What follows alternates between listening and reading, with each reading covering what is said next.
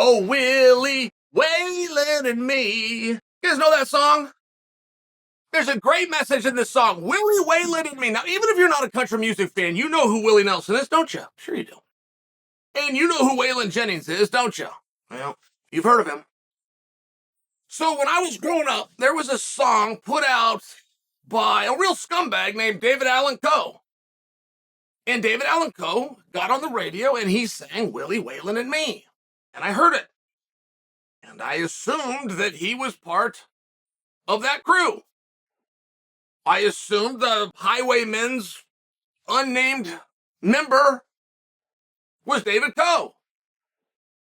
And I assumed that for about 15 years. And then I had somebody tell me, no, Coe's a bum. Coe was in prison. Those guys would have nothing to do with him. But he sang the song, put it out to the world, and it was a different age back then, right, guys? No internet and things like this. You got something over the radio, you got to connect the dots. And people like me that were country music fans, I thought he was one of them. And when next time the David Coe song came out, I'd make sure to listen. I thought he was a big star. But he associated himself, all right? You see that in a very ballsy way. Went to the radios. Misconfused the world. How are those two guys going to say, we don't know him, we don't roll with him, he's not part of the Highwaymen? What were they going to do? Back then, what were they going to do? Go sing a song about it? It's an interesting theory, though. Store that away. Fast forward to Al Snow. Fast forward to the Attitude Era. WWE. So Al Snow was a terrific worker. But he went into a category known as jobber.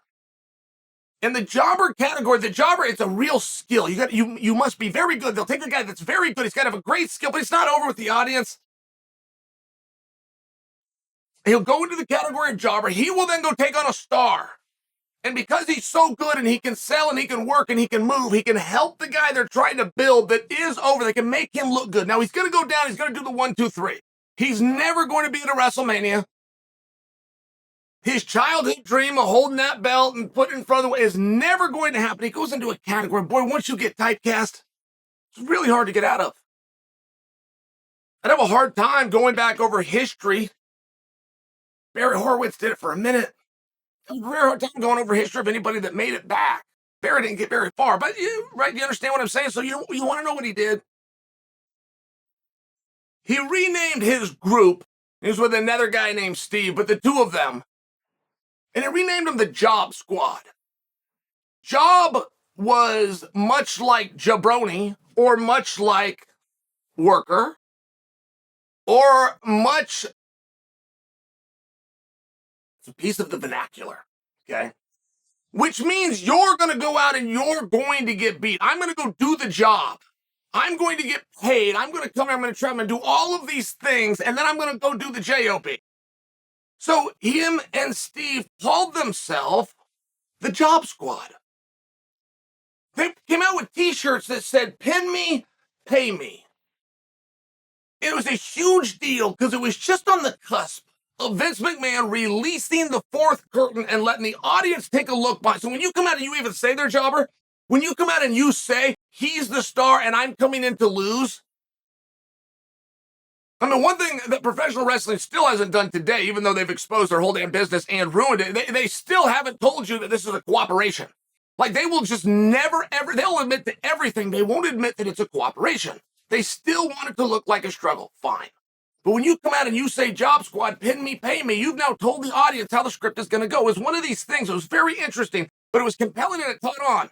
And all of a sudden, the decision makers, who don't do it from a physical standpoint, they do it from a psychological standpoint, say, he's telling everybody this is who he is and this is what's going to happen. We better give the audience a different outcome. And next thing you know, Al and Steve are towards the end of the night. Instead of jerking the curtain, they're towards the feature matches. And I look at what Bo Nickal is going through right now. There's some real positive parts. By example, Bo was announced he's got a fight coming up. Now, the gentleman who's going to take on, I believe, is 4-2. Now, I got that from another source. I believe he was 4-2, and the source that told me that said he might have even been a finalist on The Ultimate Fighter. I didn't have time to confirm this. Now, I don't do the condescending, I don't know this guy. I just don't do that. But Bo has been headline news. He really has done a very good job. He's got good placements on cards. He was on a main card last time, and he won. Now, the only thing that you get for that is that you get a return to the main card. So it's going to be a feature match. And looking around going, how long do we have to do these? How long are you going to bring in the job squad before I get to fight somebody? This is a world champion. This is a guy who's getting headline space opposite Chimaev, and not to mention their records and their past looks kind of the same. But when we come out with a fight, we're doing the job squad. I mean, what does Bo do? What's he do? Should he go really hard? Should he go really hard at somebody that's available like Paulo Costa? Somebody that could really get him featured and get an opportunity closer to what he wants, which is a championship opportunity. Should he do that? Is he not that good in the first place? And somebody's really doing him a favor, and Chael doesn't know what he's looking at. You'd have to consider that too. Is Chael a front runner for the wrestler and doesn't know what he's looking at, and this guy's not ready? Henry Cejudo's ready. Henry Cejudo's right, saying that Bo ain't ready. He needs 6 more. Well, fair question. You could most certainly ask it. We do get those wrong sometimes. But the turnaround is very good. The main card is very good. The fact that he just had a fight not that long ago, there's a little bit of controversy. Now he's got another fight announced. I can't think of anybody else from that entire card that he was on who has another fight announced, but he does. Somebody likes him. So what do? You go out, you're fighting guys, and people don't know who they are. They're jobbers. They got a weak record. It's not going to take anywhere. What do you do? I just gave you a couple of examples.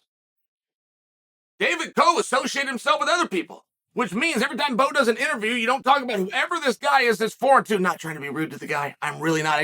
Whatever opponent that is, you go talk about the Paulo Costas and the Pierres and the Adesanyas. That's all you do, and you get a little bit of a David Coe effect, which is over time you're now associated with that group. That will work. 100%. If he just starts associating himself with us, it will work. 100%. Or do you do what Al Snow did and call it out? This is infuriating. I won 3 NCAA championships. I am the junior U23 world champion. I was trained by Chael Sonnen. This is garbage. This is irresponsible. This should come with a Surgeon General's warning. Following through with this is hazardous to your health. Should he call it out? What else are you going to do? Well, what else are you going to do? You say, I'm going to go in there, I'm going to look great, I'm going to get of the night bonus, it's going to be another first round finish. Probably is, but what do I do with that? I'm not in the rankings now. I can't get the ranking going through this guy. It doesn't matter how good I look. Doesn't matter what the gap is that I show. They're not going to put me in the rankings. I mean, Sean O'Malley had to face this, and Sean finally told you all to stick it. Sean, you guys were teasing him saying, well, he hasn't beaten anybody ranked. They weren't offering him anybody ranked. He was challenging ranked guys. I mean, guys, this just happened. I'm giving you a recap, just reminding you. You know what Sean did? Sean started coming out and taking your stance, took it right away from you. Sean started coming out and saying, I will fight anybody as long as he's not ranked. I will not fight anybody in the top 15. I'm going to fight them on the main card. I'm going to make a bunch of money. I'm going to beat them, and of course I am because they're easy. Don't give me a ranked guy. They did it one more time. They did it one more time, and then they stuck him in there with the former champion and moved him from not ranked to number 1. That's what happened, and that just happened. So what should Bo do? Few options. Got to pick one.